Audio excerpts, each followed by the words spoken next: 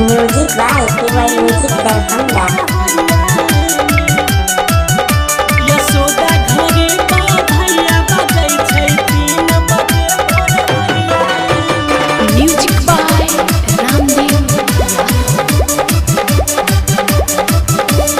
3 बजे भोरहरिया।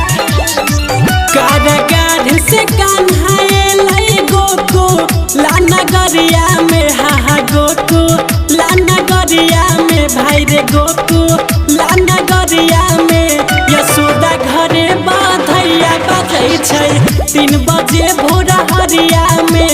यशोदा आंगन में बधैया बजै छै 3 बजे भोरहरिया में।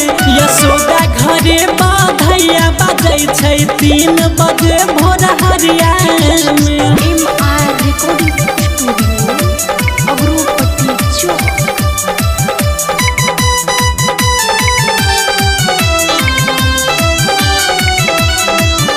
अब कंस के बंसौ बतेतै हो भैया माई बाप के अपना बचेतै।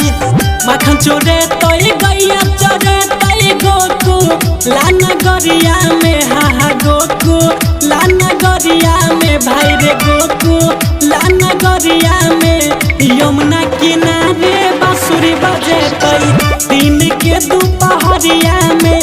यशोदा घरे बधैया बजै छै 3 बजे भोरहरिया में। यशोदा आंगन में बधैया बजै छै 3 बजे भोरहरिया में।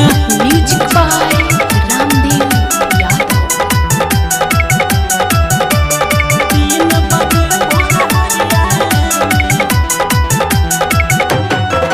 मखन चोरी करे कान्हा पकड़े ले हो भैया देखो खरी से आई बंधेलै 3 बजे भोरहरिया।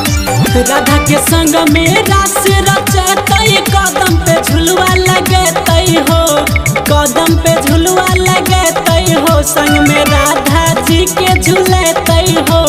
रामदेव यादव गाई के गीतिया सुनाबै छै गौवा सहरिया में। यशोदा घरे बधैया बजै छै 3 बजे भोरहरिया में। यशोदा आंगन में बधैया बजै छै 3 बजे भोरहरिया में। जिया जिया हो यशोदा के लाला हो भैया गैया चरबै छै मदन गोपाला। कारागार से कान्हाए लै गोकू लानगरिया में भाई हो गोकू लानगरिया में हाहा गोकू लानगरिया में। यशोदा घरे बधैया बजै छै 3 बजे भोरहरिया में। यशोदा आंगन में बधैया बजै छै 3 बजे भोरहरिया में। यशोदा आंगन में बधैया बजै छै 3 बजे भोरहरिया में। Mix by MR recording.